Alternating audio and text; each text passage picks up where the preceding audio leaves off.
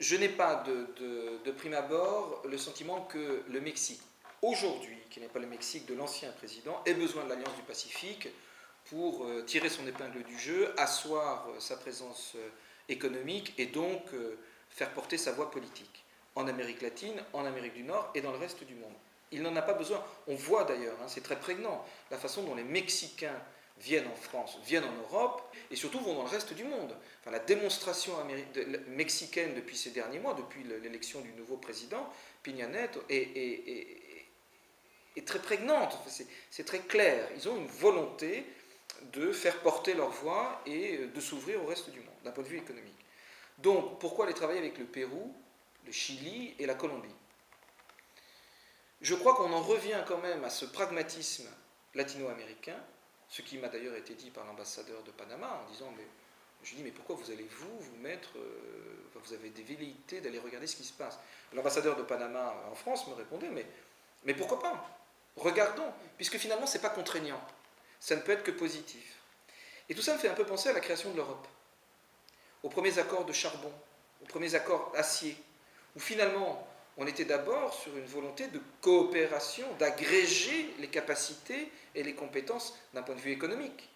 Et puis finalement, au fur et à mesure, se sont cristallisés autour de cela, parce que c'était peut-être inhérent à l'exercice, d'y mettre des structures de gestion et d'orientation.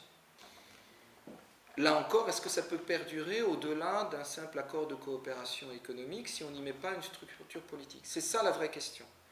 Et est-ce qu'au moment où on aura cette structure politique, des partenaires tels que le Mexique n'auront pas la velléité de quitter l'Alliance du Pacifique parce que ça deviendra trop bureaucratique et technocratique et donc contre-productif à ce libre-échangisme.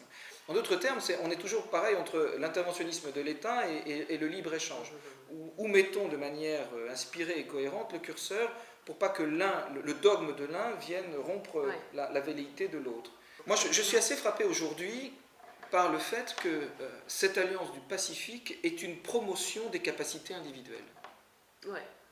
On ne parle pas d'un train du Pacifique ou de superstructures communes. On parle aujourd'hui d'une possibilité pour des Chiliens d'aller travailler sur le métro de Bogota. Ouais. Quand vous voyez que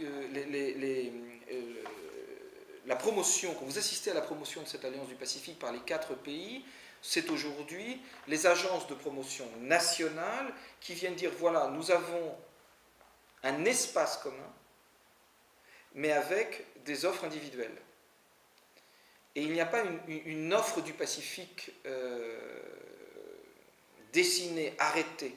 Il vous parle du métro de Bogota, il vous parle des infrastructures et de l'interconnexion de la fibre optique entre les 200 municipalités au Pérou, et que ces marchés-là, finalement, pourraient être réalisés d'autant plus qu'ils sont intégrés à une alliance du Pacifique.